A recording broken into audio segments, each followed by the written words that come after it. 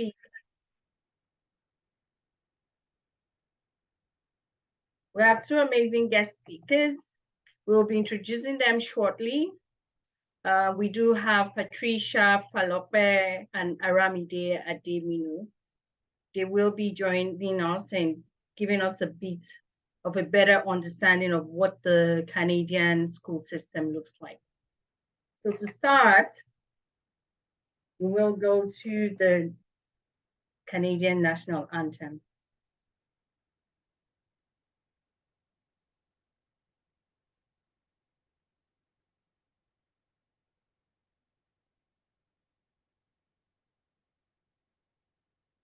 We're not hearing it if it's playing.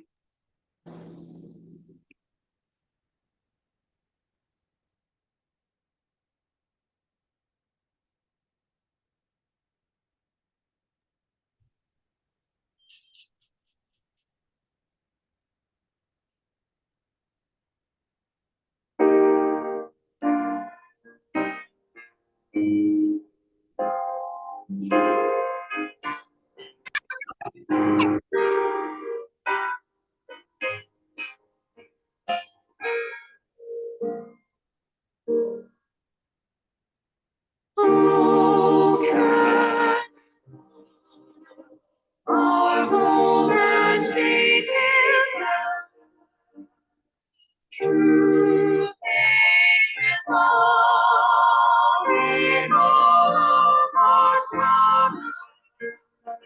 With lonely hearts we see rise, the true north, strong and free. From far and wide, O Canada, we stand on guard for thee. God keep our land glorious and free. O Canada, we stand on guard for thee. O Canada, we stand on guard for thee. Thank you. So we will now go to the land acknowledgements. We will call on Ore Ofe Oluwadimeji to give us the land acknowledgement in English. Thank you. In the spirit and the intent of the Truth and Reconciliations Commission's recommendations, we acknowledge the traditional indigenous territories in which we gather at the beginning of all CNP meetings. By learning, understanding, and acknowledging, we should pay respect to Turtle Island, Mother Earth, and to all the rich indigenous history of Ontario. We recognize that our work takes place on traditional indigenous territories across Ontario. We also wish to acknowledge that CNP head office is located on traditional indigenous territories of Herowenda, Haudenosaunee, and most recently the territories of the Mississaugas of the Credit. This territory is a part of the District 1 Spirit Treaty, an agreement between the Anishinaabe, Haudenosaunee, and the Island nations to peaceably share and care for the resources around the Great Lakes. This territory is also covered by the Upper Canada treaties. We wish to express gratitude to Mother Earth for all the resources we are using, and honor all the First Nation, Métis, and Inuit people who have been living on this land for time immemorial. Thank you. Thank you, Oreofe.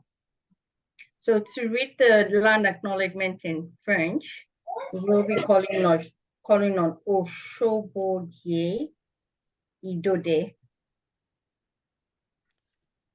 Merci. Dans l'esprit et l'intention des recommandations de la Commission de vérité et réconciliation, nous reconnaissons les territoires autochtones traditionnels sur lesquels nous nous réunissons au début de toutes les réunions du CNP. En apprenant, en comprenant et en reconnaissant, nous souhaitons rendre hommage à Turtle Island, Terre-Mère et à la riche histoire autochtone de l'Ontario.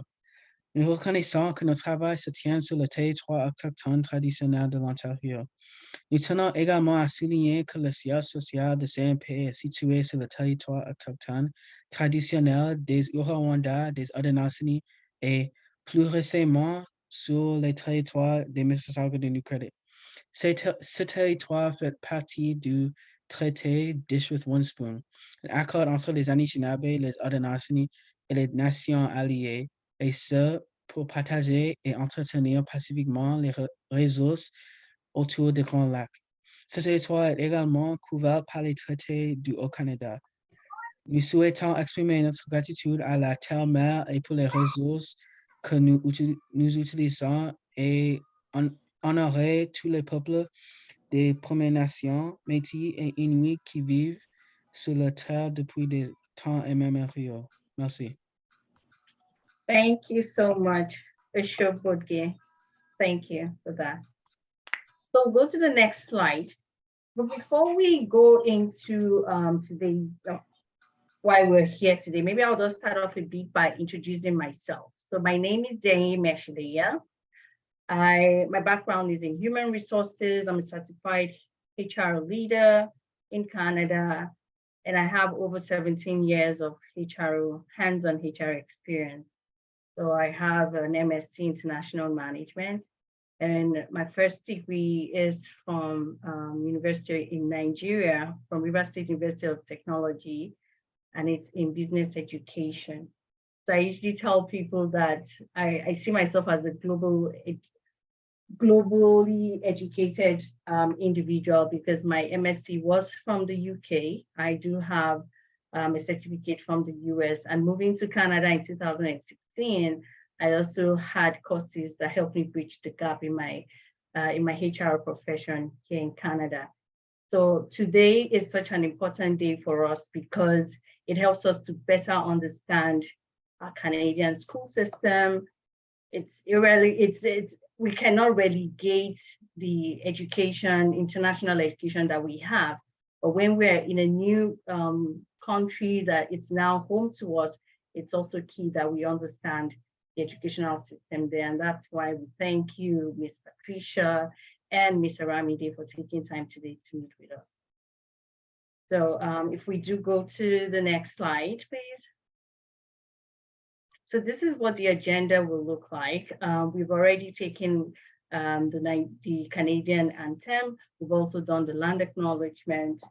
The president of CNP will come and share with us about CNP. She'll also be covering the upcoming events and also our local businesses. And then we'll begin with the main event for today. Next slide, please. So Lady Abba herself. Thank you so much, Ms. Emmanuel, and welcome everyone. And I just want to quickly do a shout out to Oriofe. Thank you so much for reading the land acknowledgement in English, and Oshoboge for reading it in French for us. So it is with pleasure that I welcome everyone. While we're doing the preamble, I do really want to encourage us to please reach out to our friends and families. We have a lot of people coming in.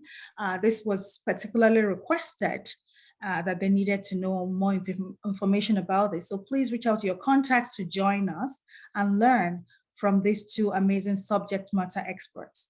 So about CNP, if you want to know a little bit more about us, you can go to our website, cnpngo.ca. And if you have any information, please reach out to us at info@cnpngo.ca. So why are we doing what we're doing? Our goal is to support the holistic well-being of individuals, marriages, and families. We want to enhance leadership career. You heard Dianye say that she's globally educated. When we come to Canada, we're actually over-educated. But then again, we need to do a little bit more. And so that little bit more, CNP helps our community to know what they need to do. We provide support for immigrants, international students, trainings on wealth management and financial empowerment, programs for children, and we foster culturalism and of course, interfaith. Next slide, please. And so some of the things that we do is mentoring for new Canadians. We build professional image. We provide platforms for us to connect with ourselves, showcase, and we want to be role models for our children, right? A lot of our children do not see people that look like them in many professionals. I was telling someone today that we are yet to It's the critical mass that we need to support our community in all businesses, actually. And that is why we do what we do. We want to make sure that professionals, existing professionals, can actually, please, if you're not speaking, please mute. There seems to be a lot of noise, a lot of background noise. So we want to make sure that existing professionals can actually network within themselves so that we can refer, we can sponsor ourselves, and of course help new professionals coming in, whether new immigrants or even international students, to actually land and thrive. Whatever we can do to help ourselves to reach that critical mass. I always say that critical mass is so important, because when you walk into the room, I'm sure Daniel will say this, how many people looks like you? That is what we want to try and reduce, so that we know who is where whenever we need support. Next slide, please. So some of the things that we do, we keep saying that consistency is our mantra.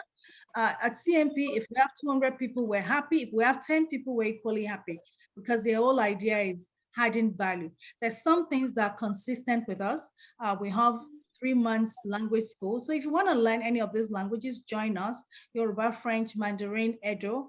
And if you want to teach us any language, please let us know. Send us an email to our email. We have coding classes. It actually started today. It is so much fun. Oh my God, I'm enjoying it myself.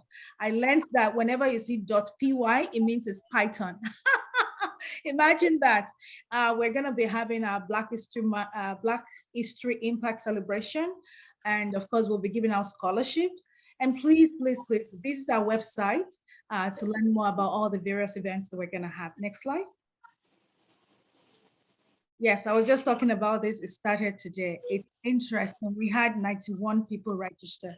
So join in the fun. Let's learn from somebody that looked like them, that will take time to give them. We all know that technology has taken over. Let us be in the game. Next slide. These are links to a lot of things that we're going to have. The very next event after this is actually Let's Talk About Tax. We know that we'll be, please mute yourself. I'm hearing a lot of background noise. We know that we have to do our taxes by April. So we want to talk about personal and business taxes, and all these people are tax specialists. So you want to be there. You want to learn how can you be tax efficient. I always tell people I love to pay taxes in Canada because I see my taxpayers' money working for me, but I don't need to pay more than I should pay. And that's why being efficient is very, very key. So we have a lot of events. You can see the tax matters. We have first-time home buyers event. We have International Women's Day event coming up. And our language school will be starting sometimes in March. We have collaboration coming up where we'll be talking about how we can, encourage entrepreneurialism within our community. And of course, the funding that you see there is how to fund your small business. Next slide. This is an in-person event. Everybody knows that February is Black History Month. At CNP, we like to, change the dynamics a little bit. So instead of having Black History Month, we're having Black History Impact Celebration and essay writing in April. Remember, Black History Month is February, but the point is you and I remain exotic from January till December. So what's not to celebrate? Let's celebrate each other every day of the month. And so that's what this is about. It's an in-person event. It is free. It's a good place to network. So that's the Eventbrite. If you look us up, you will see us Black History Impact Celebration on Eventbrite. And the person speaking, our keynote speaker, is an Ontario Supreme Court Justice. Is originally from Ghana, proudly African. Is going to be talking to us about, Black History Impact in Canada. And our other guest speakers, Ms. Kristen McIntosh. She's a leader. She's been working with Eaton Industries for over 20 years. Mr. Efwange Kumba is an engineer. that is also world trained in Germany, so they'll be able to talk to us about their experiences and a lot of things about the impact that we're having in Canada. So you don't want to miss this. And it's happening in the town of Milton. The mayor of Milton has confirmed attendance. And this is where we will be celebrating our students that actually wrote the essay competition. We still have 3 days. If you're interested in writing the essay, just go to our website. You will see all the details there. We'll be giving our student bursaries. They will have a plaque and a certificate from the mayor himself. All this will embellish their resumes. So please, if you have any words in grade 9 to 12 and undergraduate, college, or university, encourage them to invest in themselves. Next slide, please. It's a free event, so please register. Some of our partners, we partner with Procurement Canada. If you have a business and you want to do business with the government of Canada, that is what Procurement Canada does. If you need their email, we can give you their personal email. You can reach out to them anytime, and they will be doing events with us at least once a quarter. We partner with Windmill Microlending. Windmill Microlending supports newcomers to Canada to get loans to do certification. Banks won't give it to you, but they will give it to you. They're charitable organizations. And I would just quickly say that if you don't receive our newsletter, please register for our newsletter so that you can get all the information I'm sharing. And of course, we partner with Early Childhood Development Initiative, and you're gonna be getting some very, very important information from Ms. Falope today. She will give you a lot of insight on how to support your wards in the school system. Next slide, please. Yes. Without our small businesses, seriously, we can't do anything. Our small businesses give us money to be able to, pay all the people that we need to pay and pay all the little expenses. So we do have a spot for you. If you want to showcase your small business, please reach out to us at info@cnpngo.ca. Not only will we shout out to you every time we do our event, you will also be on our website. And for the, and this is just saying it out loud here, for the April 29th, we're going to be inviting all our small businesses, as many as want to show up, to come and showcase what they do. So this is JBKM TV. So you're looking to do an event, you want somebody to cover it, whether it's TV or radio, is your guy. Next slide. And this is me. So have you read my book, Authenticity? Believe you me, this book speaks to everybody different way. It's a great read, if I must tell you myself. And you can get it on Amazon. Next slide. Casa Solution Labs. Casa is an Ontario employment and training network, also founded by a formidable woman in our community. Next slide. Home Sweet Home. Are you looking to get a mortgage for your home? Jane Eke is your girl. Next slide. Moffat. Oh my God, have you been to our website? Moffat did our website. He's amazing at what he does. So anything technical, reach out to Moffat. Next slide. SMT. Are you sending things home or bringing, we're always eating our local food. They will help you to bring it to Canada. SMT, and they deliver to Canada, to US, and even to Nigeria. Next slide. Marriage matters. Marriage does matter. Bosse Fawaimi is a marriage coach. I actually call her Boss. She's a marriage coach, and our young people going into dating, you don't need to experience it. It's only a fool that learns from their own mistakes. There are people that can support you. So reach out to Boss. Next. CNS Professional Services. CNS offers anti-money laundering, forensic investigations. So please reach out to them if you need any of these services. Thank you. Next. Pixel. I don't know if you've seen any of my pictures. The picture you saw on my flyer, they did it. They're the official CNP photographer. And believe you me, they make you look like a model. You need to reach out to them. Next slide. African Caribbean groceries. Are you hungry for Nigerian food? They're your people. Next slide. SDA Business Solution. It is tax season, I just mentioned it. So you want to do your taxes, these people can help you. Or do you have a business that you need payroll services? They will help you. Next slide, please. GTA strategies. So these people, they do a lot of fine things. When we did our event last year, they were the consultant that supported us in doing a lot of things. You want to learn about what they do, their phone number, and all these people, just so you know, they're also on our website. Next slide, please. Falope African food. Another, we love our food in our community. So this is another African grocery store. Next slide.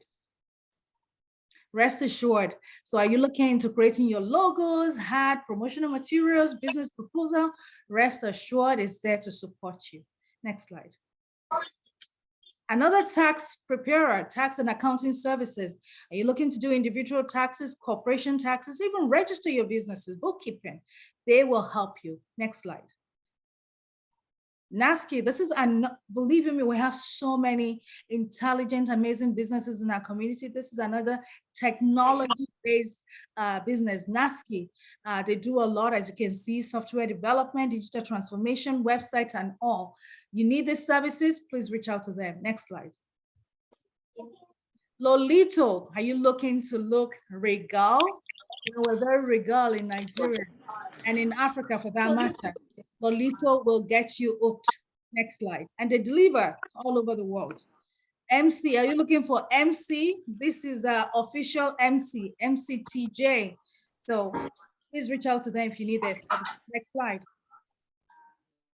House of David. You know what? We can't live life without putting God first. So you're looking for a church to be a member of, you want a family, House of David is your place to go. Next slide. Are you looking for a car, whether it's used or new? Emmanuel Onobanjo will hook you up. Next slide. Xperia Financial Group. They deal with so many things, insurance, investments. You need any help, reach out to Adeyinka Weyelu. Next slide. So to advertise and sponsor with CNP, we do have a place for your business. And we need the funding to continue to stay relevant and provide the services we provide. So please reach out to us at info@cnpngo.ca. Or you can contact our digital lead Mosun at the number below. Thank you very much. Thank you, Lady Abba. Thank you so much for going through all that. Thank you. So the next slide, please.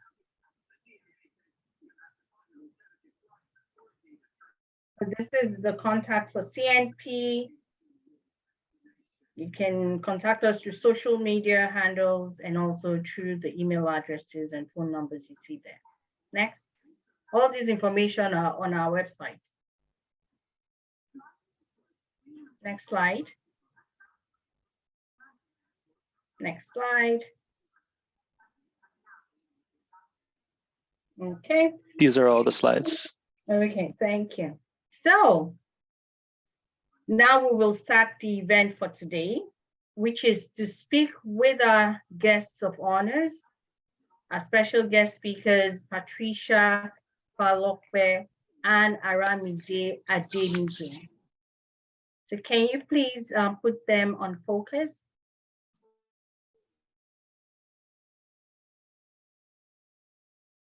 Thank you, Patricia, for joining. So I will introduce Patricia and Aramide in a bit. And after I've done the introductions, then Patricia can begin with her slide. Patricia, you will be able to share your slide, right? Okay. So Patricia is the founder and CEO of Early Childhood Development Initiative, also known as ECDI. She's a prolific educator and researcher. She's an early childhood development international consultant to UNICEF and the World Bank, and has led the CED Leadership Committee for Nigeria. Her innovative techniques, rooted in respect for cultural values and practices, have led to the development of culturally appropriate curricula and methods that are successful, cost-effective, and scalable. Through her visionary efforts, ECDI delivers culturally and contextually relevant solutions to foster positive ECD and education for African children aged 0 to 12. She introduced play-based learning into the public education sector in Nigeria and Sierra Leone, and developed the curriculum for teacher training that created a paradigm shift in the implementation of pre-primary education across both countries. In Canada, ECDI provides settlement supports to newcomer African families and delivers services targeted at strengthening child development and education outcomes for children in the target age group. ECDI delivers the Ontario Government Student and Family Advocates, also known as the SFA program, providing education system navigation supports to enhance academic outcomes for Black students and their families in Ontario schools. Patricia successfully trained Inuit and Cree ECE students across Nunavut for many years and worked with community leaders to advance culturally relevant ECD. As a keynote speaker at various events, Patricia has presented papers at national and international conferences and is a frequent guest lecturer in ECE undergraduate and graduate classrooms.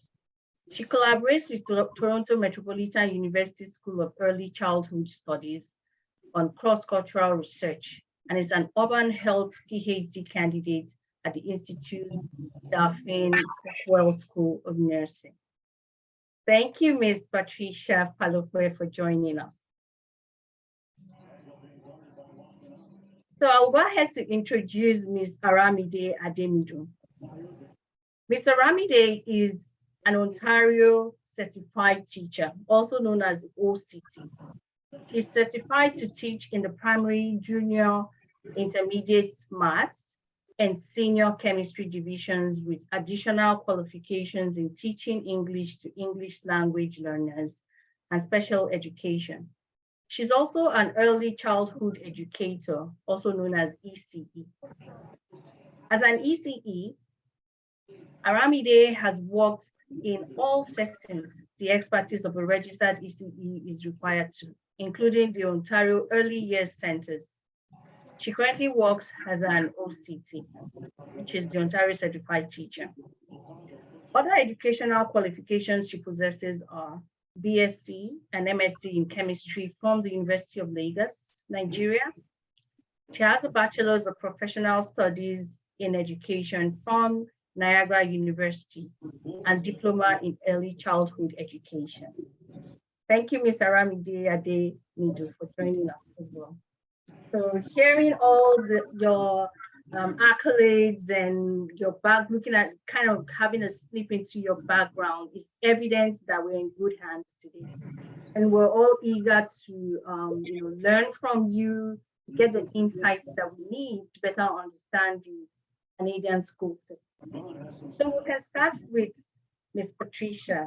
Please go ahead and share your screen. The floor is yours. Thank you. Thank you so much, Dania. Thank you, everyone, for having me. I'll share my screen. It worked easily this time around. Okay. So thank you very much for that wonderful introduction. I have, my presentation is brief.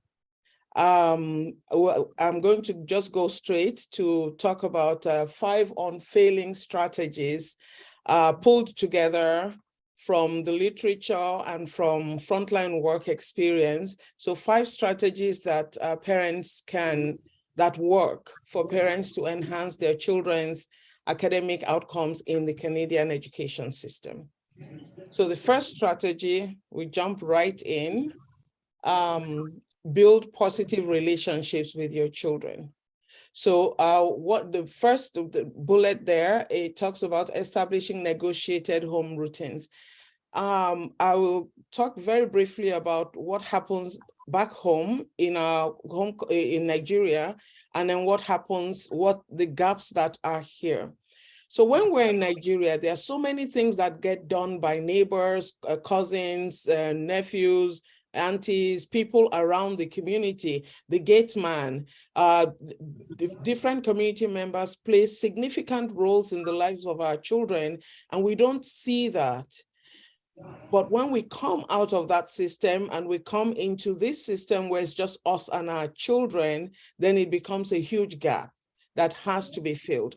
So structuring, building relationships, structuring negotiated rules with your children to close some of those gaps. So, having agreeing on a bedtime. At this time, this is when you go to bed. Agreeing on a set of block time. Between this time and this time is study time.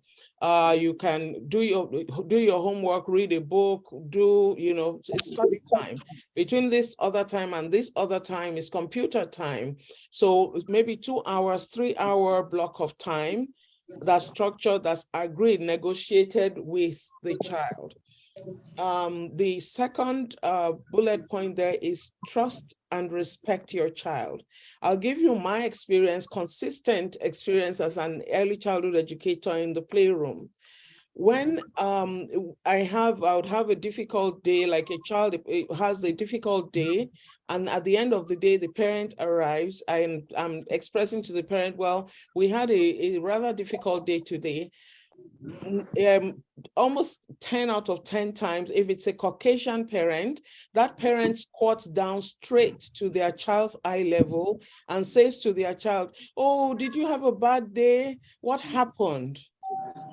Almost 10 out of 10, if it's an African parent, the parent says, okay, don't worry, I will deal with him. When I get home, I'll deal with him. So not taking the time to respect the child, to speak to the child, to come to the child's level, to tell the child, I want to hear what you have to say, your side of it. That's a huge gap.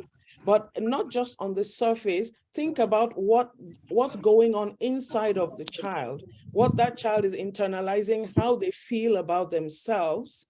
That tells the child that their parents have their back or they don't have their back.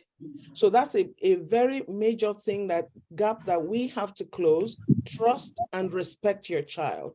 I know culturally, we think when children engage in something with adults, we jump to take the adult side because it's respect. But in this context where we are, there's nobody else who will protect your child. In our home context, there are so many different people. If you are yelling at your child too loudly, the neighbor will say, mama, you don't do. Here, there's nobody to do that for you. You are the only one standing up for your child. If you don't feel that position where your child knows that they know that you have their back, then you're throwing them out to the wolves. Spend quality time together.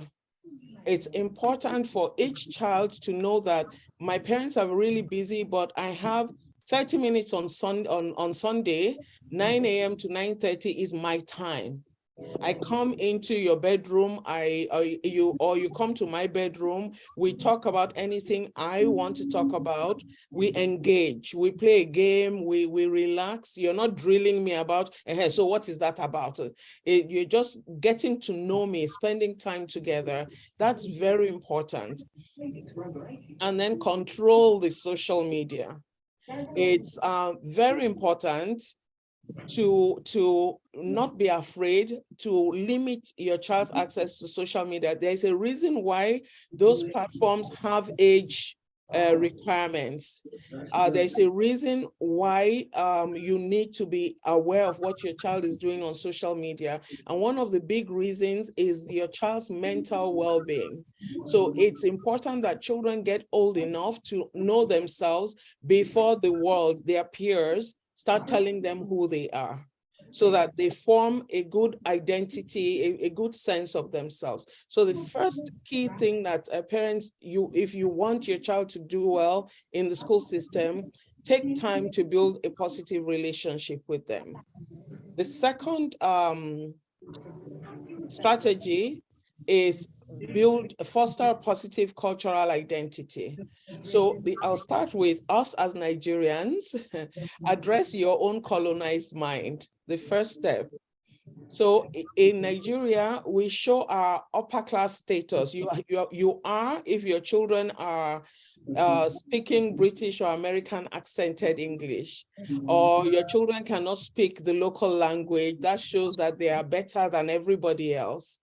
However, in Nigeria, the president is Black, the doctors are Black, the nurses are Black, the engineers are Black. They are surrounded with very strong Black role models. When you bring them out of that system, if you continue in that mental state of white is better, then your children, you enforce a sense of inferiority within your children, and you're not saying it, it's just happening because that is your mental state. In this world, a white majority world, your children will not have very many Black role models, like Lady Abba talked about. We don't have that critical mass yet. Rather, the doctor, the president, the people all around them, most people in authority are white people, and the higher percentage of people in service positions will be racialized.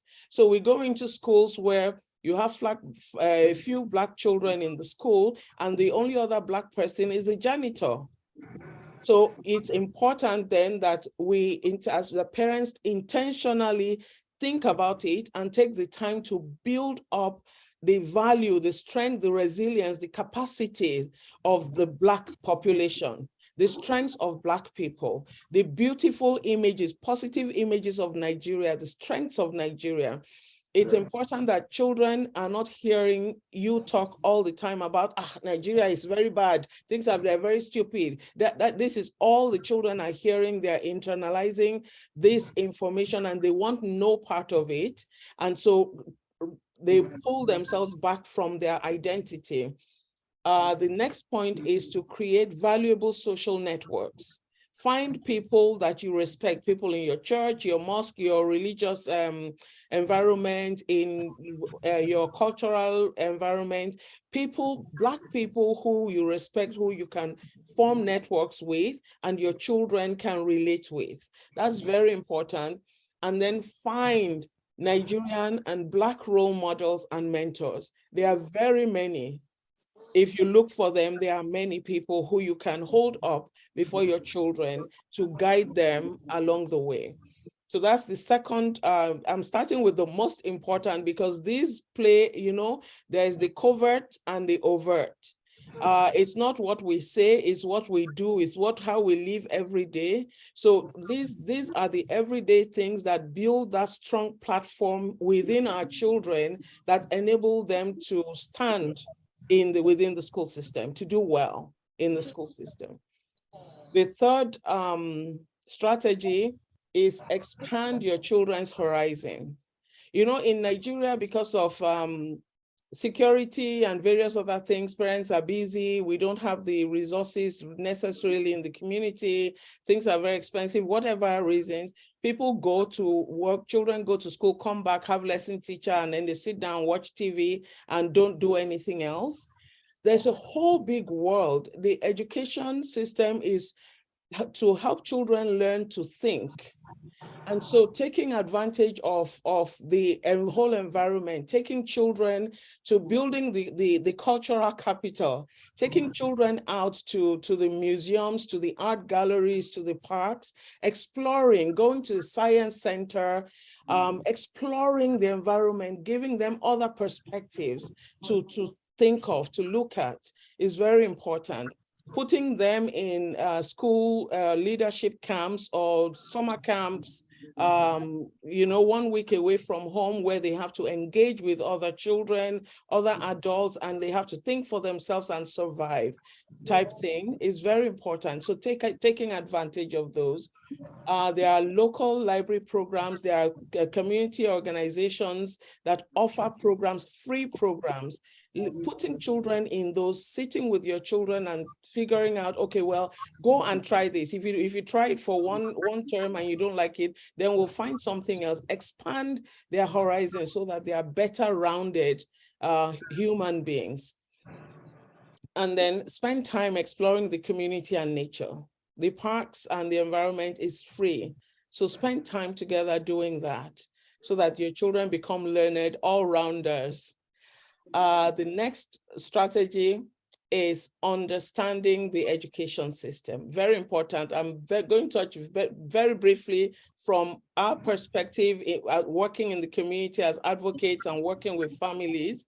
And I know that my sister Aramide is going to talk about within the education system. So know your rights. So understand that the history of Canada is one of colonization. The education system, the policies, the whole structure of Canada was founded on colonization, and that plays a role into how the education system functions. So just understanding that the general knowledge that favors one cultural perspective automatically places other cultural ways in deficit. So you need to understand, you need to access materials that tell you what the education system is, what the Ontario Student Report is, what your rights are, and those materials are freely available. At the end of this, I will put our email address, and if you reach out to us, we'll send you resources that you can read. There are lots of workshops, free workshops that you can attend. There are lots of resources for you to know your rights. Very briefly, for example, and I'm going to bring this up because it's something that I find consistent among Africans when they come to Canada. People in the community quickly tell people, you cannot beat your child here, you cannot beat your child. And then you see parents, they become very frustrated because the child does something and the parent becomes afraid of reprimanding the child. And so children quickly learn that, oh, when we're outside the house, I'm the boss. I can do whatever I want and you can't say anything to me. That's a very dangerous step to go to. The Section 43 of Canada's Criminal Code provides that parents, people with authority over children, have the right to use physical discipline with reasonable force. Now, that I'm not recommending that we use physical discipline with our children, because we need to think about what is the child's behavior showing me, and how can I help the child learn what they need to be learning. But that's a discussion for another day. So know your rights, then engage, take time to engage with the school. Communicate with the teacher. We have a form which we give a letter of introduction template, which we provide to parents when they come to us. It simply says, oh, hello, my name is this, and this is my child. These are my child's strengths. These are the languages that my child understands. Putting those strengths front and forward when your child goes into the classroom, and letting the teacher know, I'm very invested in my child. My ears are open. I'm ready to work and support in any way to ensure that my child has a good time in school and does well. So attend parent-teacher conferences. Attend parent-teacher conferences. Then volunteer. I'll give you an example. My colleague is a professor, she's white, a professor at Toronto Metropolitan University, used to be Ryerson. And her son was being bullied by other children. He's white. And despite the fact that she had reported several times and spoken with the principal, nothing was being done about it. His lunch was taken away from him constantly. He was pushed, stuff like that. She went and volunteered at the school to assist with lunch. So once in 2 weeks, once in 3 weeks or once in 2 weeks, she's in the school as a lunch assistant. Because she was there, she was able to understand what the situation was. She was able to build a relationship, and that helped her son. So volunteer and then contribute your own knowledge. Talk to the teacher, talk about the strengths. I hear when we go to schools, parents are saying, because in Africa, we don't have that. You're talking of Lagos, but you're talking of Africa. In Africa, we don't have that. That's why the child is behaving this way. No, we need to stand up and say, no, here's what we have. We speak various languages. Here are our strengths and how can we work together so that you're not undermining your child and your capacity as a whole. You are working together to support your child. And then I mentioned already, access valuable community resources. So I'll just very briefly, as I round up, talk about one of the community resources. The government of Ontario has funded 16 Black agencies to work with Black parents. The data is overwhelming on the impact of anti-Black racism on students and Black children's outcome in the school. So the government of Ontario has funded 16 Black agencies to work with families. These services are free. You reach out. If you reach out to us, we can give you the list, or if you go online and look for Student and Family Advocate Program, there are agencies all across Ontario. Reach out and get help. Don't wait for trouble in school. Reach out before your child goes to school or at the very beginning of school. Reach out to an SFA agency and say, hey, what do I need to know? My child is going to school, my child has started school. Don't wait for trouble. And that is where I finish my presentation. Thank you very much.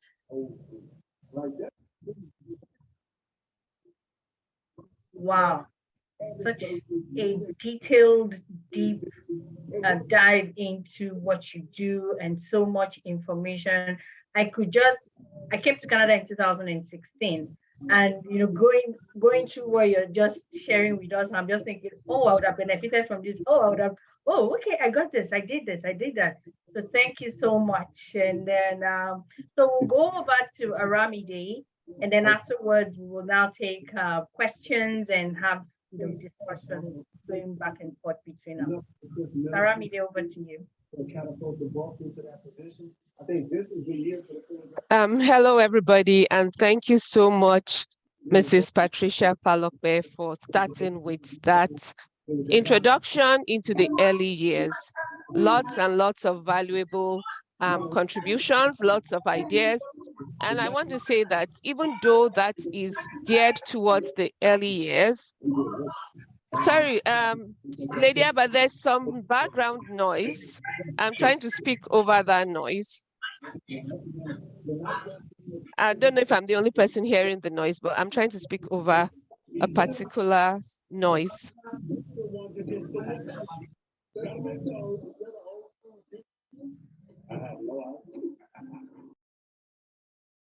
Thank you. So don't despair, even if your children are older, you can still implement some of those strategies. So let's go to school, CNP edition. You're going to bear with me a little bit if I go into my teacher mode and start singing a song or, doing some things. Before I start, I want to stress the fact, disclaimer. I do not represent an employer or any group of professionals, even though I'm a member of the Ontario College of Teachers. The information I share is in the public domain. It's also information I have gathered in my work. I worked for a few years, like was said, as an EC. I'm currently working as an OCT. Before then, I was in quality control research and different things. Also, part of what I will share is my own experience as a parent. So I'm not mentioning names and I'm not mentioning locations. If someone sounds like someone you know, believe me, there are 1,000,001 people that have a similar profile. So I want to stress the issue of confidentiality right now, that no names, no locations, don't assume, oh, she used to work in this place, so it could be this person. It could be anybody. Thank you. So when I received the invitation to speak, I had asked, what do people want? What is the goal? Because it's important that we're sharing things that you need, not just sharing things that I feel you should hear. I'll share some of that as well, but really, what do people need? What do people want? So we'll really be talking about schools in Canada, kindergarten to grade 12 or grade 13. A lot of emphasis is going to be in Ontario because that's where I have most of all my experience in when it comes to education. And we're looking at publicly funded schools in Ontario, in Canada, publicly funded schools in Canada. So when we look at publicly funded schools in Canada, we have the public schools, we have the Catholic schools, we have French public, we have French Catholic. Now, French public and French Catholic is different from French immersion programs. You will find the French immersion programs in public schools and in Catholic schools, meaning there's an English component there. In the French public and French Catholic, there is no English. Communication sent home is purely in French. Now, you may wonder that, can a Nigerian attend French Catholic or French public? Yes, they can. I've seen cases of maybe people came first, they were in Quebec, so the kids already started schooling in French, and when they come down to Ontario, they continue to attend the French school. I've also known cases of people who, for whatever reason, they spoke French to their children in Nigeria. Children went to a French school in Nigeria, and then they came to Canada and continued with the French schooling. Now, this will differ from province to province, but the Constitution, Canadian Constitution, makes provision for children in Canada to be educated either in the Catholic system or in French. It is a constitutional right. So here I was looking at it because I said, I don't want people to say, oh, is it only about Ontario? What about other provinces? It's very easy to get information. Like Ms. Falope said earlier on, go onto the internet. We spend so much time researching styles, researching what one celebrity or the other is doing. We can put that thing to good use in the life of our children. So I went online, I started searching, I found for Alberta, and I'm sure you can find for all the other provinces.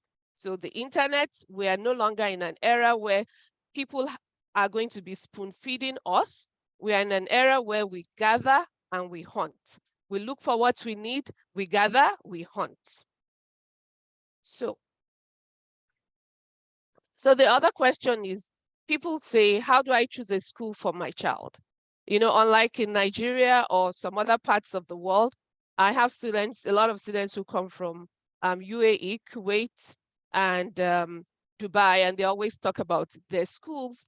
But in Canada, the school you go to is the school that falls within the boundary where you live.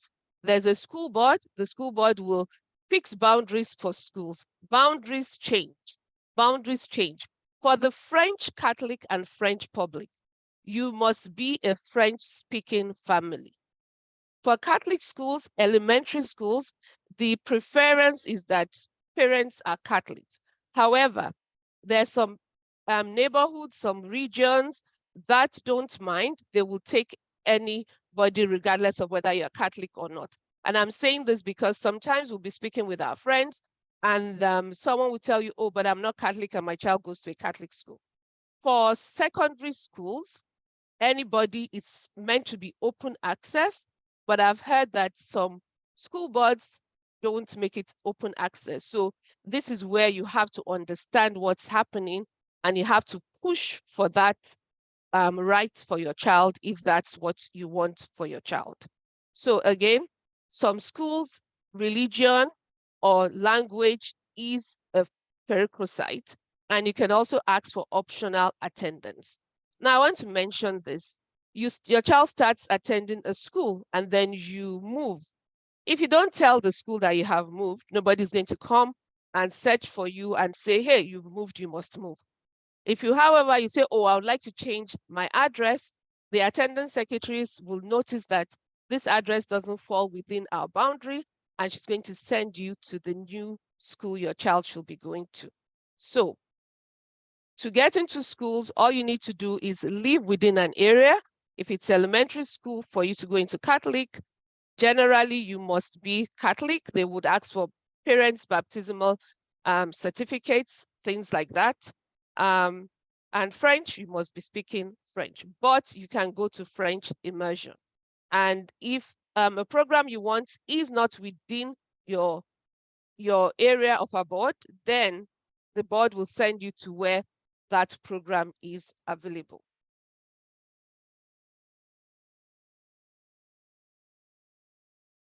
So high school is a little bit different when it comes to which high school your child would attend. And high school is where you really, really need to pay attention. Different high schools will have different programs.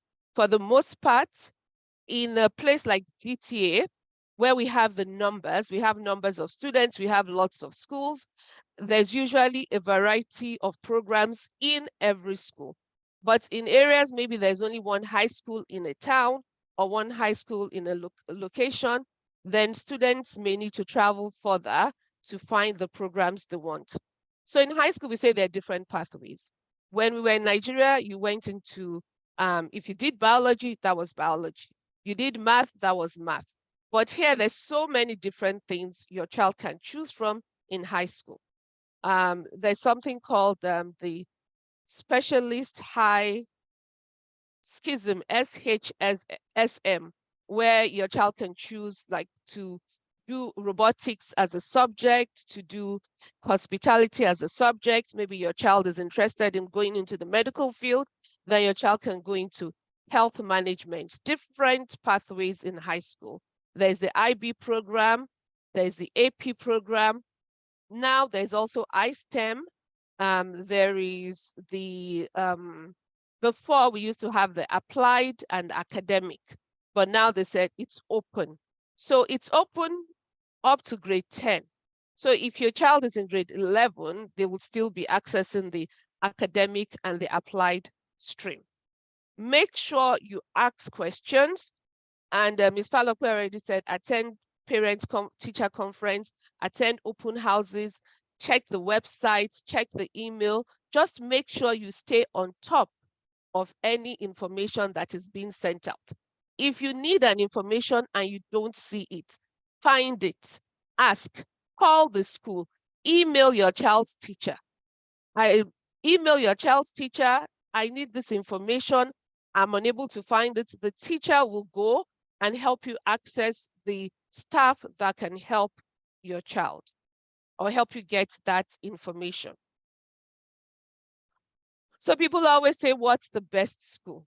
So I haven't mentioned private schools because private schools are different. Private schools have their own curriculum. Any publicly funded school uses the curriculum that has been approved, whether it's Catholic, whether it's public.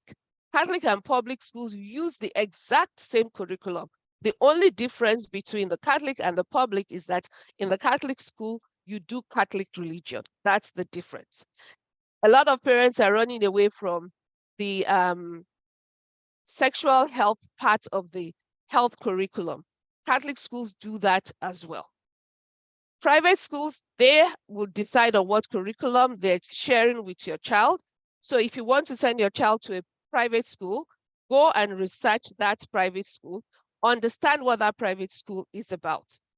Some private schools are not big on academics. Some are big on academics. So make sure that that private school you want your child to go to has the needs, has the program, has the curriculum you are interested in for your child.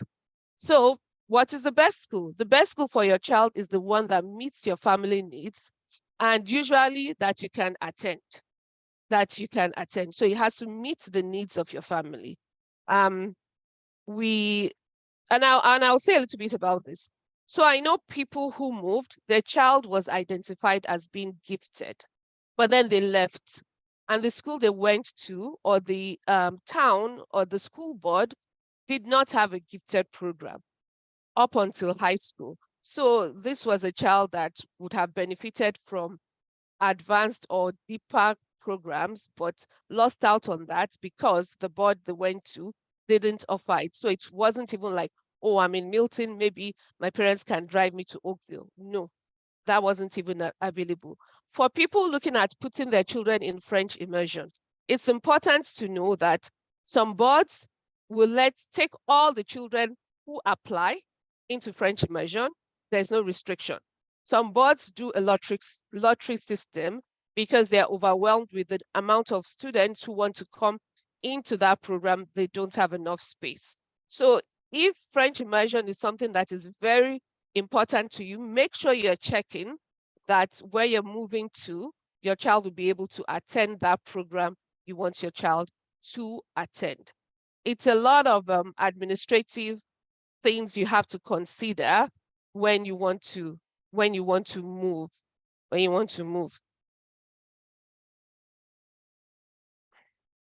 So I know Ms. Falope already spoke about parents' rights, children's rights, and human rights. So human rights trumps all. Parents' rights, what I know is, as a parent with regards to schooling, is that sometimes, the teacher will come and say, oh, I noticed that your child isn't reading at the grade level. I noticed that your child is unable to do the work required for this grade. And then they would say, well, we need to meet with you to look at what's happening further. And then they might suggest your child does a particular program. 100% is up to you as a parent to accept or to say, no, I don't want my child to do this. It is your right as a parent to decide what you want your child to do. Another thing is, some parents choose for their children not to attend like music class. What do you need to do? You send a message to the school saying, my religion, my faith, my culture does not support music. I'm just using music as an example. And then they'll say, okay, this is when your child has music. Anytime your child has music, you have to come and get your child, because there's nowhere we're going to put the child. There's not going to be any supervision for the child. So as a parent, you can request that for your child. The child has the right, every single child in Canada, from the age of 4 in Ontario. In Alberta, I see that their compulsory education starts in grade 1. A long time ago in Ontario, compulsory education started in grade 1. My daughter, who is 21, she went to the half-day kindergarten because there was no full-day kindergarten at that time. It was every other day. And some places you went either in the morning or in the afternoon. At that point, compulsory education for children in the province of Ontario started in grade 1. So things change. So some things I'm saying now, 5 years might change and it might remain the same. So every child in Ontario, regardless of the parent's status, is expected to be in school from the age of 4 up until the year they turn 18. If it's a child that has disability, they can stay in school until 21. They can stay in school until 21. And I'll quickly say something here as we talk about child can stay in school or child leaves school. We have 3 reporting periods. The first one is called the progress report. And there's only 3 things that happens: progressing well, progressing very well, progressing with difficulty. And that's the first one. The second one, you have letter grades or you have percentages. The expectation is that a child achieving at grade level achieves between a B- to a B+. But remember, we still have D, we still have C- to C+, and we still have A- to A++. So the percentage grade expectation is 71 to 78. But if your child has a C, still considered as doing well. And I would always tell parents or tell children that, look, forget about what the government has said. What is your family's expectation? You as a parent, Ms. Falope said they'll tell you, oh, you can't do this to your child, you can't do that. You can talk with your child. Obviously, if you spank your child, you might be getting a call from CAS. They might not take the child, they might not do anything, but you might get a call from CAS, just so you are aware of that. So it's always, we spoke about earlier on about negotiating with your child. Negotiating is not saying, okay, I will let you do this if you let me do this. No, it's setting rules and expectation. This is the expectation in my household. My expectation is that you go to bed at 9 p.m. Whether your friends, parents let them stay till 11 p.m., this is our own expectation. Expectation in this house is that you go to university. Expectation is that you must complete your post-secondary education. It's very important that your children know what is the expectation, what the expectations you have on them. Now, having said this, please make sure you set realistic expectations for your children. Make sure you set realistic expectations for your children. So information is key. Information is key. Information is key. Where do you go to get information? Ministry of Education website for your province or your territory. It is the provinces that control education in Canada. The school board for your region or your intended place of abode. My cousin called from Nigeria, wanted to know, should I send my child to private? Should I send my child to public? I said, and then people would also say, oh, Catholic schools are better. I don't know, and I'm not going to say one school is better than the other. My children went to public elementary school. When we first got to Canada, we didn't even have this type of information. And it was also that, oh, send your child to Catholic. I said, I'm not Catholic. I do not have baptismal certificate. My kids can't go to Catholic. So my kids went to public school. The public school my children went to that year made it to the best 20 schools in the whole of Canada, public, Catholic, and private included. So there was the only other public funded school that was there was also a public school, not even a Catholic school. But for high school, my son first went to a Catholic school. Why? We found out that Catholic school he found out that they had a very good soccer program. He was to go to IB program because that was him. He had been identified as gifted, and he was in the gifted program. So the next step was go to IB. At that time, there was no AP in our region. And he said, I don't want to go to IB. It's far. It's like an hour go, an hour come. I want to participate in other school activities. And he found a school that had soccer, which happened to be within our boundaries. And he went there. And when he went there, by the time his sisters were going to high school, the AP program had started and they chose to go for the AP program. So you have to understand what you need. I keep stressing this. It's not what your sister did. It's not what your brother did. It's not what the person living 5 houses away. It's not what somebody did 10 years ago. It's what's beneficial for your child and for yourself. So check the school-specific website. That's a good place to also check. Attend open houses. I cannot stress. Attend open houses. Make phone calls. Send emails. Read the emails from your child's teacher. Respond to them. Take an interest in your child. I will tell you this. When parents come ask to see me, you can ask to see your child's teacher. When you ask to see your child's teacher, just be aware that they have contract hours, they're working, they are not obligated to stay back after their working hours, but most teachers will make concessions for you. When you see your child's teacher and say, I'm concerned that my child seems like my child is not doing well, what can we do? What can we do? The teacher is going to take an extra interest in that child because there's some parents, they are not really looking for the academics. They want their child to come to school, to be happy, and to make friends. So you have to let the teacher know that this is it. I'm interested in my child's well-being. I'm looking for my child to be strong academically, One size does not fit all. One size does not fit all. And I'm rounding up my slide. The teacher is on your team. Please know that.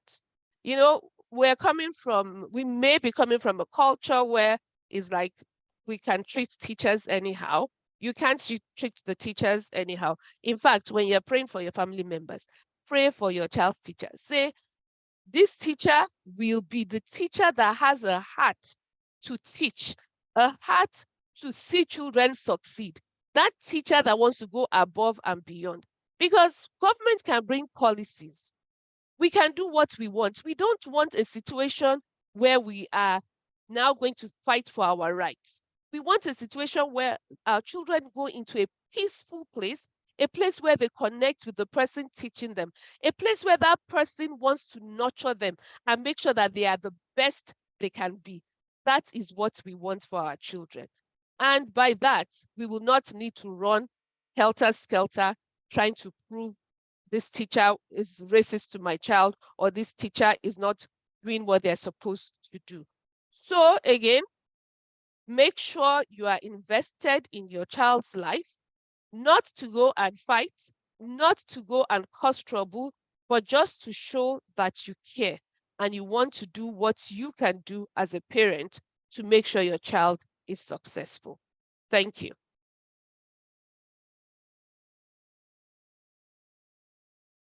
Aramide Ademidun, what an insightful presentation that you have given. So before we delve into questions, I just want to point out to everyone that this is being recorded and you can access it through CNP NGO.ca. You can also access it through our YouTube channel. So it's available there for you to go back and have a listen. If you're missing some points in your note taken, you can always go back and have those reference materials, because there's so much that that we have from this presentation that are relatable, that are hand for use, that are reference materials, that that gives us resources that we can go back to, that will help our children to succeed. So thank you so much for that. So I don't see any questions yet in the chat, but please send in your questions. Ms. Falope and Ms. Ademidun will be happy to answer them. So some of the questions Ms. Falope, I do like that you have, okay. So I do like that you have, you have dedicated the ECDI program is dedicated to newcomers to Canada. So I just want to ask that, because we know that some people are not necessarily newcomers to Canada. However, they've been in Canada for long, and they did not have a Canadian education. So they did not go to the elementary school in Canada or the high school. So they're still, not familiar with it. So are these programs that are dedicated for newcomers, are they also available to long-lasting Canadians who have zero understanding of what the educational system is here in Canada? Thank you for that question. Yeah, so all our programs are accessible to all African families as long as they have children aged 0 to 12. And our programs are focused on strengthening family capacity so that the parents can support their children throughout their lives. It goes beyond, it goes to till children get, I don't know how old, because when they are 40, they are still coming home. So yeah, our services are focused on strengthening family capacity, supporting home language retention and things. But specifically the Student and Family Advocate Program, we are mandated to provide service for newcomer West African families. So newcomer means 0 to 5 years. However, because we are the only of all the SFA agencies, we are the only ones specifically serving West Africans. All the SFA agencies serve Black families. One of the SFA agencies serves Somali families. So we are the only ones specifically serving West Africans. So we respond to any West African family, regardless of whether they have been here for more than 5 years or not. Actually, we were mandated to deliver the service in 2 ridings of Toronto, but because of the demand, we are the only, again, the only agency delivering services for West African families, and we have the cultural competence, we have the language competence. So we are delivering services all across Ontario. Okay. Oh, that's really amazing. Because I remember when I came to Canada, you know, I just, newcomer to Canada almost became an identity for me. And even beyond the 5 years, you know, I had to tell myself, hey, you're no longer a newcomer, because maybe some surveys I want to fill out and you check it and it says, were you in Canada less than 5 years ago? I'm like, no. I'm like, oh, okay, I'm no longer a newcomer to Canada.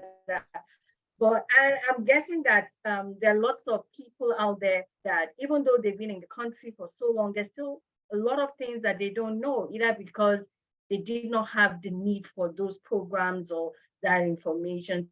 So it's really very good that these programs and information are out there and is accessible to people as needed. So thank you, Ms. Falope, for that. And then Ms. Ademidun, this is for you. So first of all, I just want to say that I like that you highlighted that things change over time. And because there are new trends, new regulations, both federal, provincial, territorial, and all that. So it's important that we are all up to date. We take responsibility to know what's changing, attend conferences in the school, and do our research to understand what's changing about the educational system and be up to date. I really did enjoy that you did that. And then, so the question I have for you is that, so what happens if, for instance, I'm in French immersion. Let's say my child is in French immersion, okay? And I'm relocating. Now that French immersion, there's still a French immersion in the new place I'm relocating to. But the school size, the classroom size, right, it's already filled up, it's maxed out. So I'm told, there's no class that can accommodate me because the classroom number per teacher is maxed out. What happens? Because what people have heard is that French, once you come out of French immersion, possibly you're not able to go back into French immersion. So what kind of advice would you have for someone in that situation? So there's a difference between coming out of French immersion and trying to come back into French immersion. You're moving from one Ontario publicly funded school to another publicly funded school in Ontario. There's nothing like there's no space for you in this class when it comes to elementary school. There's nothing like that. And I want to believe that if your child is in high school, you will do your due diligence before changing classes. I don't think you even change class in the middle of a semester. But if your child is in French immersion, so let me use Milton. I'm in a school in Milton, I moved to Oakville. My child was in French immersion in Milton. Automatically, there has to be space. There's space for me in Oakville. If there will be space for me in my home school in Oakville. If I'm trying to move from the public board, still within Halton, to the Catholic board within Halton, they can tell me there's no space. That can happen. But within the same board, there is space. Within the same province, there is space. There's nothing like, so let me give this. Last year, I had 29 students. This year, I started with 24. Is it 20 or even 22? I know I was dancing and I was happy. And I kept telling everybody that, hey, this is it. I'm currently sitting at 27. And it doesn't matter if they bring 3 more students to my class tomorrow, that's it. children must go to school, and that's why you see portables in some areas, because it is more than that. Again, it comes to that cultural thing, you know. The white Canadian sees a 4-bedroom, what do you call it, full detached, and think is a family with 2 children. An immigrant sees that place, there's 6 people in the basement, there's, I don't know. So the population in some areas is really a lot. So there's nothing like, oh, you're already in French immersion. However, here's what happens in some cases. In Halton, for example, French immersion in Halton Public starts in grade 2. In Toronto District, I'm not sure if it's Toronto Public or Toronto Catholic, their French immersion starts in kindergarten, JK. So when people try to move to places that have started those programs earlier, there is some resistance. There is some resistance. But at the end of the day, what they end up saying is, you know what, let's take this child. The child doesn't do well in this program, they would have to leave. So what? But once they say you're not thriving in French immersion, you will be taken out to. Once they say you're not thriving in French immersion and you're asked to go back to the English stream, then you can't obviously go back to French immersion. And you can't now say in high school, I want to do extended French. They're going to say, no, you never did French immersion in elementary school. Your French is not up to par. But English schools, they don't turn people back.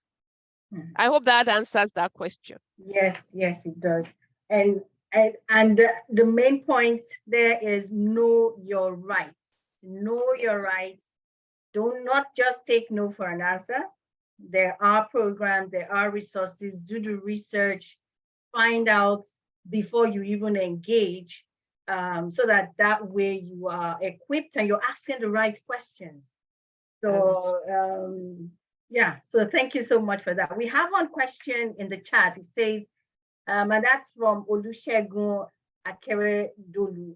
He's asking if there's any advice or tips that can be given to a new family on child education. I know that during your presentation, you covered it all.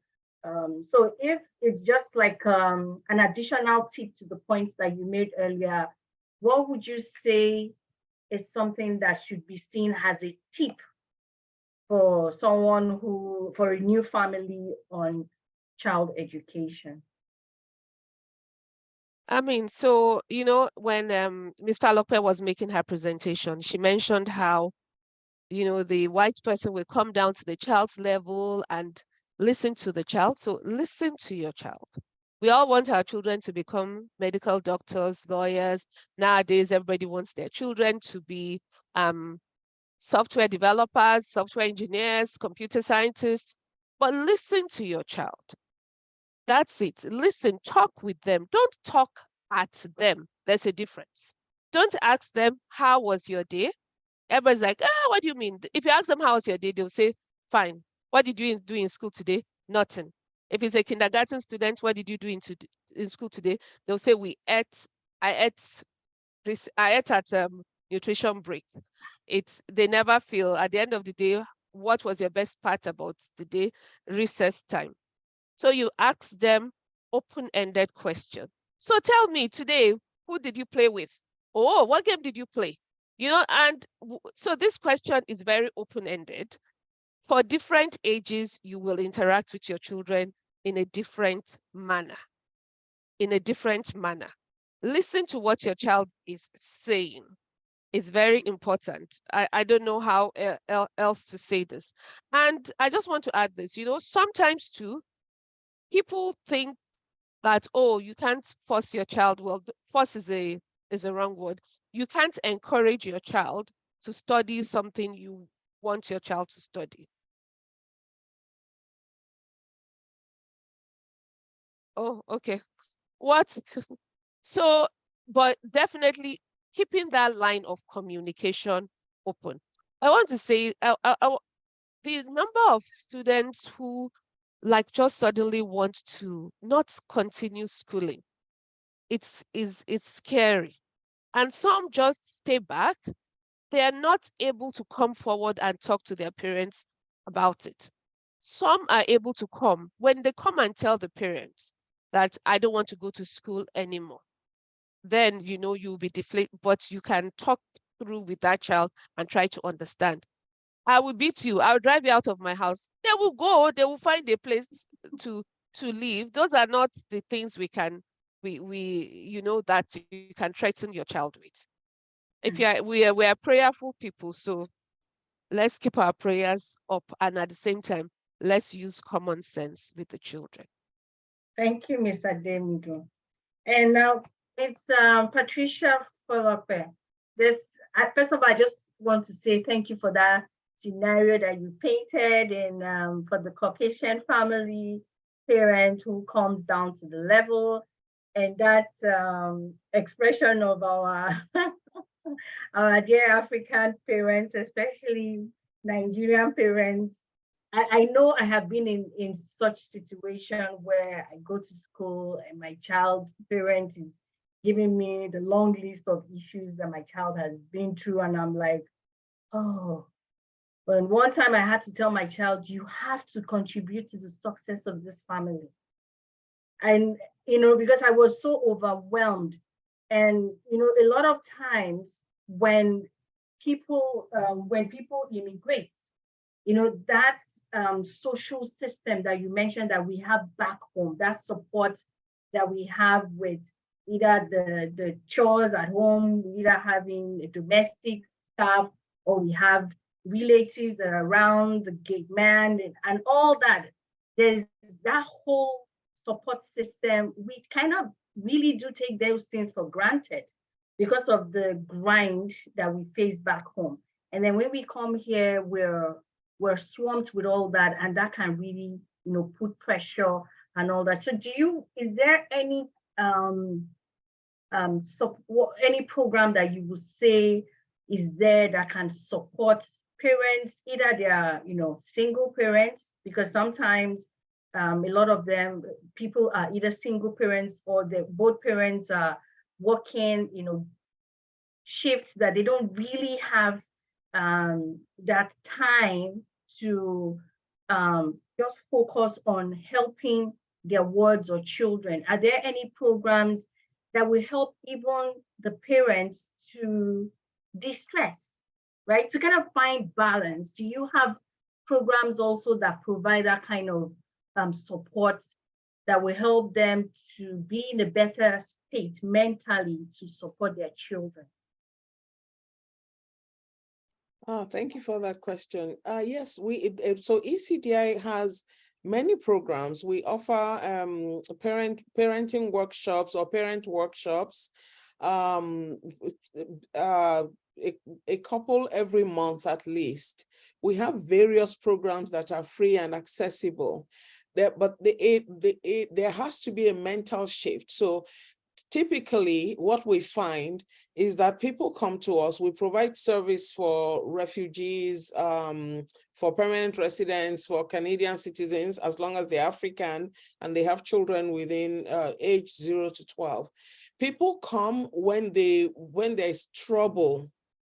So people typically wait until there's trouble. But when we're working with children, with young children, so for example, in one of the cases, actually in several cases, but one of the most grievous cases, this child had been called the N-word in school, 10-year-old, had been called the N-word in school every day in the presence of teachers, in the playground, in the presence of a principal, and nobody stood up for the child until the child got sick and suddenly went blind.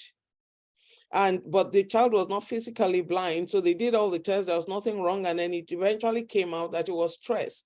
And this child was not wanting to go to school, but the school was a very toxic environment. But this had gone on for years, and the parents had no awareness because the child didn't feel safe enough to come home and tell the parents, this is what I'm going through. The parents were not listening.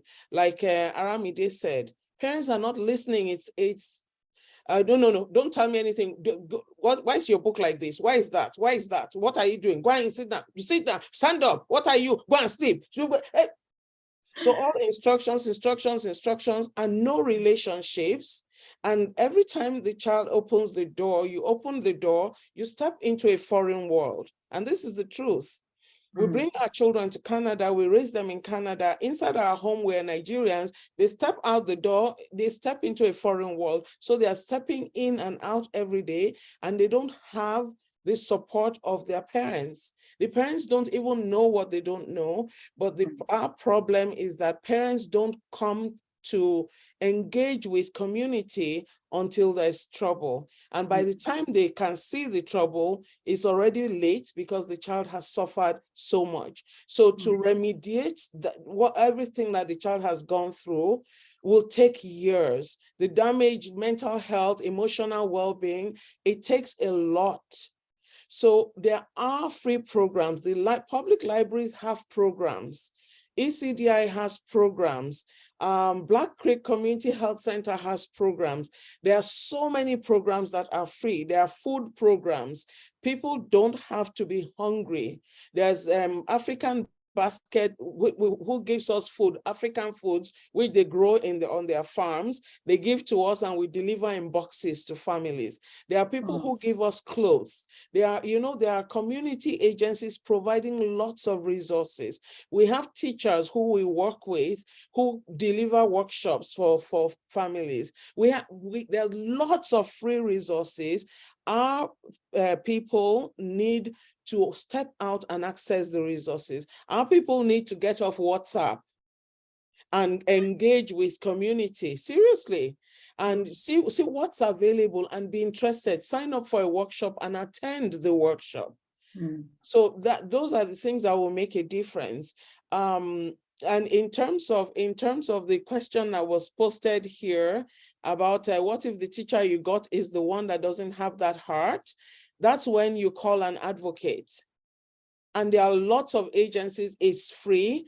They will go with you, they will call the teachers to attention, they will have meetings. Lots of times, in my experience, I've only met a few teachers who I would say this teacher is absolutely racist. Most teachers want to do well by the children, but they either don't understand the culture. The education system has raised all of us, even me as an ECE, to think negatively, to think of other cultures in deficit. So the educators automatically look at racialized parents like, they are probably doing something to the child, and look at white parents as, oh yeah, no, there's no problem. It's unconscious. And so that unconscious way of thinking is deeply embedded, and the education system is working to change it, but we play a role in changing it, in going into schools and engaging with teachers like respectfully, and talking and listening to them and sharing our views and sharing our strengths and giving of ourselves, saying, you know what, in my culture, this is what this is, and this is what this means. If my child, expect that my child will not look you in the eyes, and that's not timidity, it's because culturally he's been raised to know that it's rude to look an adult in the eye. So you need to come down to his level and say, it's okay, I understand, but in this classroom, I need you to look at my eyes so I can understand what you're saying, so you can see my meaning in my eyes. They are very, very simple things that help form a good relationship and support the child. But the parents, our parents ourselves, we need to see our children positively. You know, when you ask a parent, so tell me about your child, they will say, that one, he doesn't like to read though. It's only if it's football now, he will be running everywhere. But if it's book now, he will not read it. If it's food, he will eat it well. But so they just automatically go to everything that the child is not. Tell me what is good about your child, 2 things, and then everything goes negative. So retraining our own brains to look at our children as precious and recognize their strengths and raise them up in that way. Everything else will follow. Wow.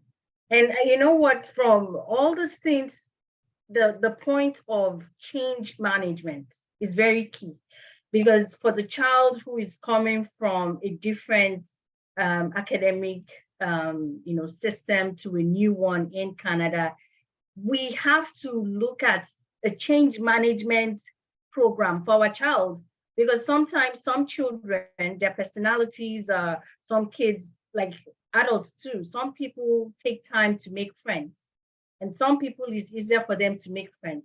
So they come into a new school, or even the movement from one place to the other, the child kind of gets familiarized with this school, you move again, because as a newcomer, you're trying to settle. So chances are you will always relocate for, for a better opportunity for yourself and the family. So we have to also look at it from a change management, mindset of what is all this change? What is the impact these changes are having on our children? And think about how to support them. And from what you've said, Ms. Falope, there are lots of programs in place, there are lots of resources available to continually highlight our cultural differences. Because if we don't attend those parent-teacher conferences or even volunteer in the schools, we can't even share part of our cultures with them. We cannot, demystify a lot of those unconscious biases that they have, that will, on the other hand, educate them better on how to understand our children and also understand better how to support them. Amazing. So another question here is, which would you advise, French immersion versus English stream for JK? I guess, Aramide, Yes. that question is targeted to you. Yes. Before I answer that question, I just wanted to add something to when we're talking about free resources. Your child's teacher in school has access to some resources as well. Recently, we were able to get funding for a student to get glasses. And, I thought to myself, this child has been in school for almost 10, 11 years. Part of this time, not seeing the board, not seeing the whiteboard. Nobody at any point thought to get glasses. Parents calling and calling and calling and calling until finally I got the parent to say, hey, your child needs glasses. Because when the child told the parent that she needed glasses, the parent said, you don't. That idea, oh, you just want to make a guy with glasses. So that's one. When we're talking also about food, so if for any reason you lose your job, some don't require any probing. It's just you going up and saying, hey, the family is going through a hard time. There's something called Food for Life. There's the Learning Foundation, and some of the money for this funding comes from teachers' salaries. So some teachers put money into the fund to help students. Your child is going on a field trip. You can't afford that field trip. Let the school know. Let your child's teacher know. Don't just say, which one is field trip? Sit at home and be reading book. No, that's part of their learning. So they will get funded from the Angel Fund. Child doesn't have running shoes for, what do we call that thing? For gym class. You don't have snow suits. There are things a school can do.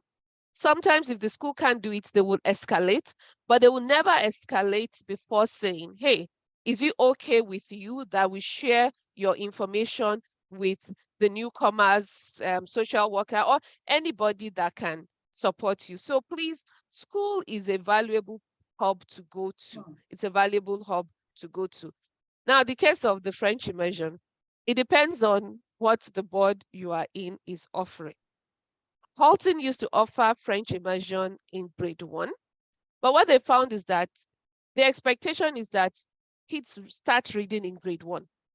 So if you're unable to read in English, maybe, not that is always the case, maybe you need reading support.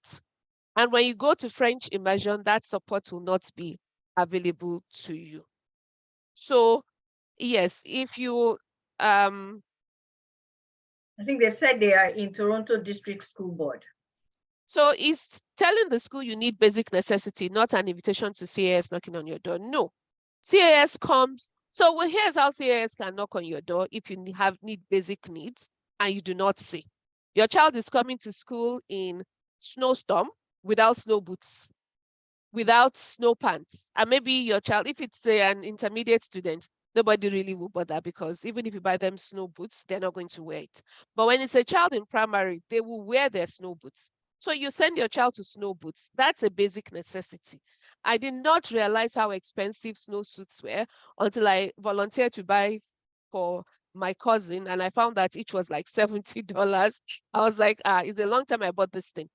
But so if you don't have and you don't ask, that is where you are calling CAS for yourself. If you don't have something because you don't have a job, because you're new, and sometimes, people fall on hard times. They're there to support you, to help you come out of that hard times.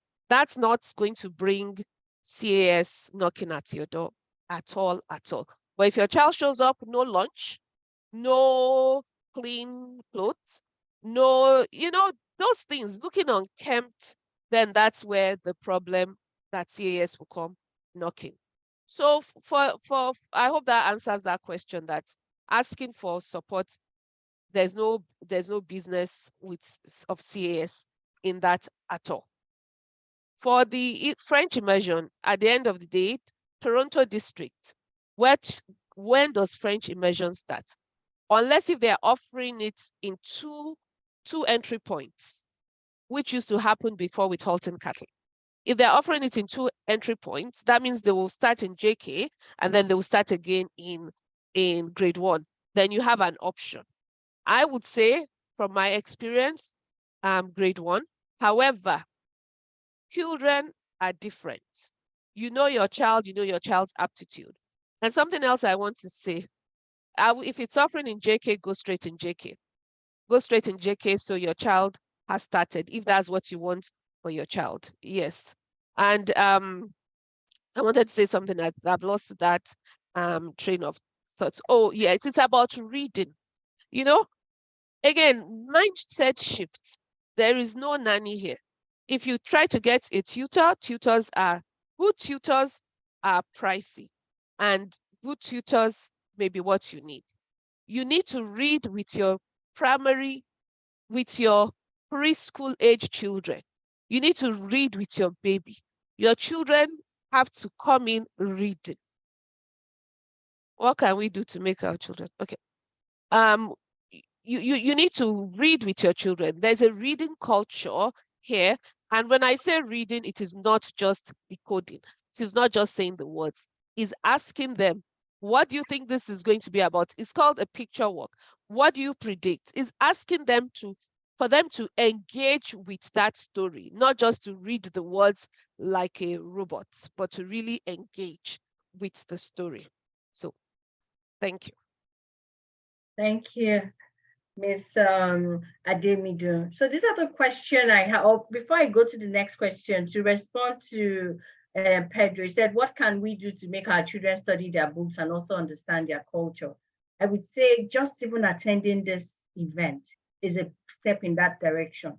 Getting to understand the programs through the ECDI, also understanding, what the educational system is like in the province where you live, in your school board, volunteering in your child's school, attending the parent-teacher conference, getting involved, looking at your child's notes from school, responding to emails, advocating for your child.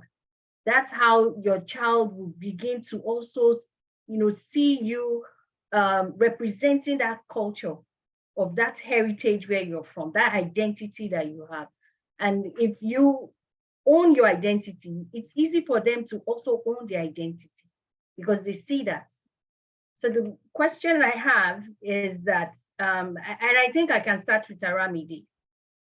The question is, for the school system, do we have a body program for whether they're newcomers to Canada or they're new students transferring from one school board to another or from one school to another within the same school board. Do we have a body system, or is there a way that, there can be a body system in those schools that will help those new students integrate easier? Because it will help to break ice. It will help them to not feel lost within, that big school system. If there's Yes. none, how can parents, help to create that? So there is always a body system. The way it happens is whether the class teacher or the homeroom teacher will get an email saying you get a new student coming to you, and then there will be a profile on the student, new to Halton, new to York, new to Canada. Because new to Canada, there would probably an assessment on language, what do you call that? Language abilities. If you happen to be in a school that has a large population of children who speak a different language, is to body that child up with someone who speaks their language if they're not, if they're English language learners. And some schools have clubs specifically geared to this. Now, this is at the elementary level. High school, there's an expectation that you're old enough to take care of yourself. But at the elementary level, which is up to grade 8 in some places, there will be a body that is assigned to you. That is like, make sure this person goes out and comes back in.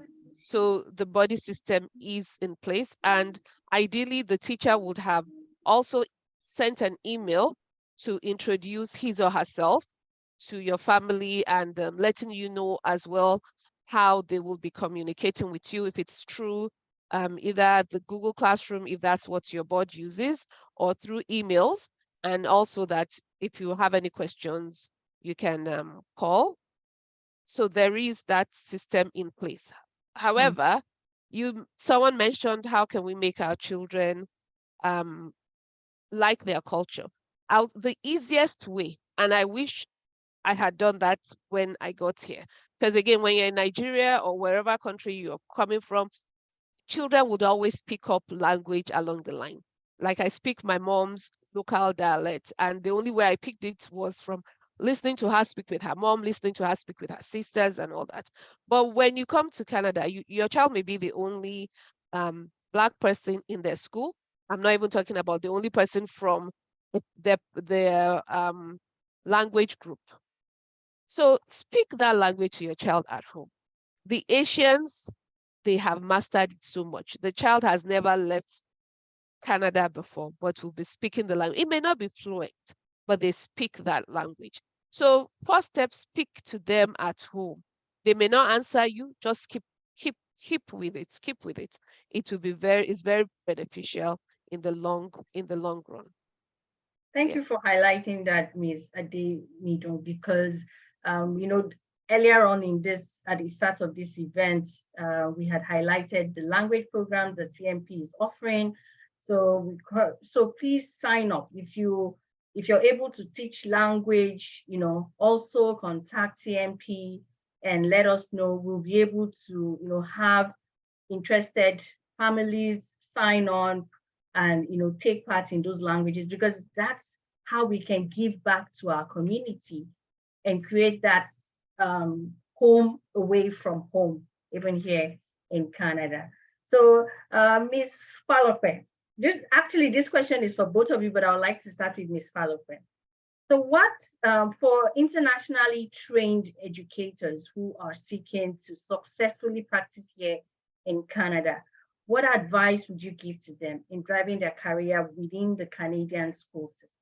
Because I see that there's a lot to, there's a lot of work to be done for, our communities here in Canada. So how can someone who is internationally trained come to Canada and be able to pursue a career within the educational industry? Oh, that's a great question. So there are options. The option is retraining. If someone has come into Canada without a degree, like with an NCE from Nigeria, for example, they have to get their degree, or they combine their NCE with work experience and then go get their teacher's certificate. I think Aramide will be better able to guide us through that process because she has gone through a teacher's certification. I haven't. But I have people from different parts of Africa who have come. Many people go to study ECE in the community college and then transition into whatever other direction they want to go. But there are people who come with teachers with their degree and teachers' experience or certification from Nigeria and different countries across Africa, and there are community agencies that employ them directly like that, and they get employed in the ministry as well. So for example, the Ontario Ministry of Citizenship and Multiculturalism, it will employ people directly. ECDI, I have teachers people who were teachers in Nigeria. We're just about to employ somebody who was a teacher in Ghana and doesn't have Canadian experience, but has the cultural expertise to support the knowledge and the cultural expertise. So that plays a role as well. So that's those are my thoughts in that regard. But very quickly, I also wanted to say something about CAS. Because I think it's important to demystify the role of CAS. The CAS is not a demon hanging somewhere, hovering around, just waiting to grab people's children. It's very difficult when they have to take a child, they have to figure out a safe place for that child. There's so much that goes into it. When CAS is involved, then the police is involved, then agencies like myself, my agency are involved. It's a whole big to-do. So CAS does not want to their job is not to take people's children. Their job is to help families, strengthen families so that they can take care of their children. It's only when the families show that they have no interest in taking care of the children, then CAS becomes forced to remove the children to safe places. So families show this by the CAS comes to the door and says, oh, there was a report about your child. I'm concerned about your child. Can I come in? And the Nigerian father says, you will not enter my house. Where you're coming from where to where? I will show you that this is my house. Then you have shown that you are aggressive, you are hostile, and the child is not safe. Then the police will be called, and then the child will be removed. CAS, once a report has been made, the CAS is responsible to make sure that the child is safe, that the family is safe. There are in every CAS, in Toronto CAS, in Kitchener CAS, in Waterloo, in most CAS now, they have the Black department, they have the Indigenous department, because the research showed that Black and Indigenous children were overrepresented in the system, and it's a lack of cultural understanding. Yep. So now there are departments, Black and Indigenous departments in CAS. They come out. I have a family that we represent. The mom slapped her child in the school. The teacher told mom, I have to call CAS because you hit this child right in front of me. I have to call CAS. They called CAS. They went to the woman's house. They called her and said, I want to come and talk to you. This is who I am. Came in and said, okay, you slapped the child. What were the circumstances? She explained the circumstances. And the officer told her, well, you're within your rights. However, I hear that you are stressed. What can we do for you? And so they've put supports in place now, including providing somebody who can assist mom. Mom, she's a single mom. So providing somebody who can give her respite so that she can take some time for self-care while this person takes care of her children. That is the role of CAS, to ensure that children are protected and that families are strengthened to help children do well. So please, we need to tell other people when people talk about CAS, because it puts people in bondage and then they can't do what they can't raise their children with the freedom and skills that they have because they are walking in fear. Oh, thank you, Ms. Falope.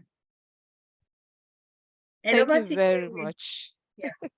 I've been just thank you very much, Ms. Falope, for sharing and shedding that light on CAS. If CAS ever comes to you, please don't try to pretend, don't be aggressive with them. Tell them this could be a way, this is how I know how to redirect my child, you know? And like she said, so many people will call me crying, CAS is calling me, this and that. Okay, calm down, what happened? When they come to you, don't overshare, don't undershare, don't lie, because we're talking about children's rights. Children rarely tell lies. Trust me. By the time a child is telling lies, it's in another dimension. So thank you so much for shedding light on that. The CAS is not looking to come and scoop your child. It's more stress for them to take that child out than it is for them to work with you to give you what you need. Okay. So I think Lady Abba, correct me, was it 2 years ago or last year that I spoke about becoming a teacher in Canada? It was a CNP event. Yes. So maybe it should be on the YouTube channel where you can get a more detailed information. And you can always reach out to me. I can support you in that journey.